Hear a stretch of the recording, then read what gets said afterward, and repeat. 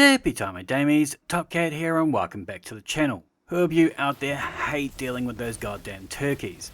I'll be the first to put my hand up and say, whilst I enjoy a difficult enemy, I hope a lot of them catch a bad case of the Sif and just get wiped out of existence. Enter the Blight Ranger exotic. This got a nice rework this season. We can guard without consuming extra energy, it reflects energy back like a boomerang, and now whilst this damage hardly seems impressive, the main thing we're trying to do here is fill up that meter bar on the left hand side here. When that gets full, we can deactivate our super early. This deals a devastating blast in the immediate vicinity, and it's going to yeet out a little flashbang to focus further down range. Now in order to capture the most enemy, there are certain ads that are going to feed you more than others. The giant turkeys are going to be amongst the best at feeding you. The ogre's blast will top you up right quick. Things like turrets and tanks also do really quick because they're like on full rapid fire mode. Those things will melt your face off. Enemies like our cows tend to do like staggered shots, so they're not nearly as good at filling you up. But this does work surprisingly well against brawler enemies. And what's great about that is they're so close to you. You just do your little Vegeta kamikaze move and blow them all into pieces. Try and do a little bunny hop first though, as you're so close you might accidentally flashbang yourself. You don't want to do that. Now I'm running a full Paragon set of armor, so I'm sitting at 187 super energy currently. So my arc staff is currently doing around 6,822 points of damage, but when we reflect that damage back, we get a 7,022 points of damage on that devastating blow. And as we're deactivating early, that means we can keep about as much as 50% of our super energy in our back pocket, ready to use when we want it. For reference, a standard T-Crash does about 6,500 damage. But what's so great about this one is that prospect of like defending, it's great for res pickups, giving us a little bit more of a utility super on the arc subclass. But because our super damage is kind of like split in two, we can like swing for roughly half our super, then block the rest of it, then cut it out doing that maximum burst damage, and we can get about as much as like 12,000 damage out there. The Paragon's second highest stat is that melee stat. Now I'm only rocking tier 3 and 4 armor kit here, so my melee is currently sitting around 120, but there's still tons of melees getting thrown out there, so I'm going to use a hands-on mod to give us bonus super energy from those melee kills. Now I'm going to recommend we use a Tempest Strike for this kit. While sliding, we activate our melee charge to unleash a devastating uppercut attack that travels along the ground, both damaging and jolting targets it hits. When we defeat those jolted targets, that's going to grab us a stack of bolt charge, and for every stack of bolt charge we now earn, we're granted back melee energy. For reference, a bog standard combo blow hits for 96 hit points, Tempest does 629, and it's going to hit multiple targets at once, each doing the same damage. Then in the artifact, we have elemental coalitions, whereby defeating a target has a chance to create an elemental pickup.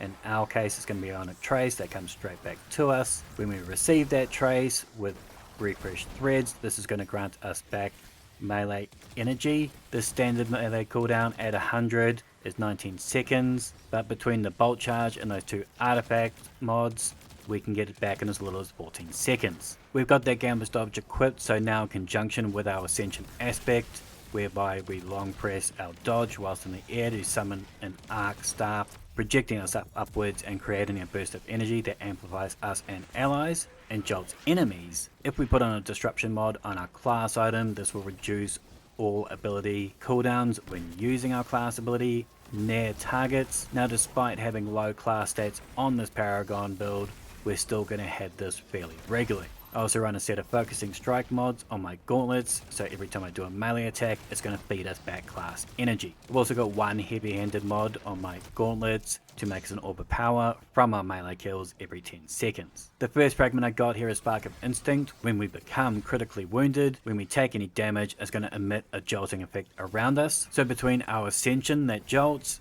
Tempest Strike that jolts, we've got Overload sorted. Now for our unstop, we can either do the deactivation yeet, that flashbang, or if we do the ground and pound slam with the staff, this can also stun those champs. I'm also going to rock that flashbang grenade, that way we've got 3 different ways to take on those champs. We've got Spark of Recharge, so when critically wounded, our melee energy and grenade energy regenerate 400% quicker, and if we've got Shield Crash active in the artifact, that's going to give us another 25% increase to our charge rate, and damage of our flashbangs whilst amplified.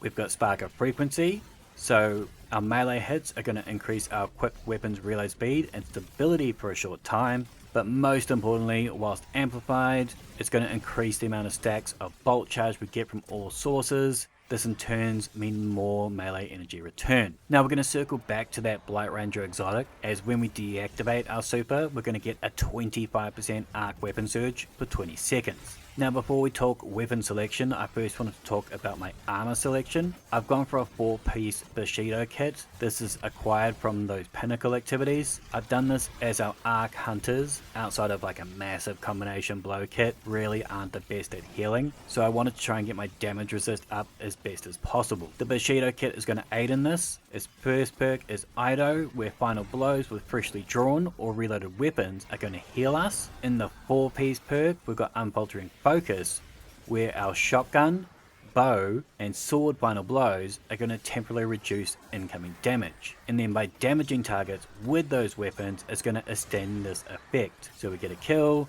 then drop the deeps for a free and easy 10% damage reduction. Now don't forget, when you're amplified, you've also got a 15% damage reduction. We get easy amplified thanks to our ascension, and then we also got Spark of Resistance, so when we are surrounded by combatants, we have a 25% damage reduction from all incoming damage, and if they get close enough to swack us, that jolt effect is going to trigger back on them, and then Spark of Feedback, our melee damage is going to be increased by 75%, so we just punch them right back.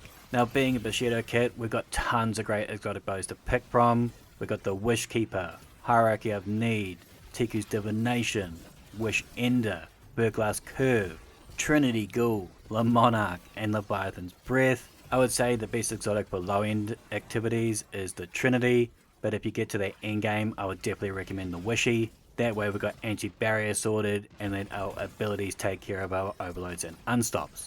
For me though, I've really been jamming hard with that Mercury A with kinetic tremors, loving it to pieces.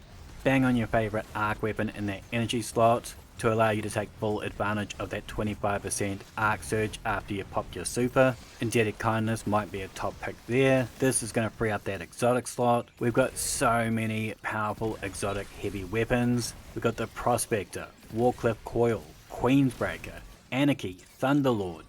But the two weapons that I really would consider using is the Worldline Zero, as this is going to heal us and give us a damage resistance thanks to the Bushido armor, and that Legend of Acreus shotgun, which we can also use as an overload weapon. It's got trench barrel, so it'll work well with this kit, and both of them are featured weapons this season, so they're going to get that up in damage. Now feel free to pause here for all my mods, fragments, and artifact, but there will be a dim link in the description down below. This Rice Warrior kit was tons of fun to play with. It made dipping my toes into Grandmasters quite easy. Holler at me if any of you guys used the Blight Ranger, I'd love to hear your thoughts on it. But this exotic had been trash for so damn long, and it's finally usable. Make sure to thumb it if you dug it, sub if you're new, and as always, tippy time my damies, what a tie.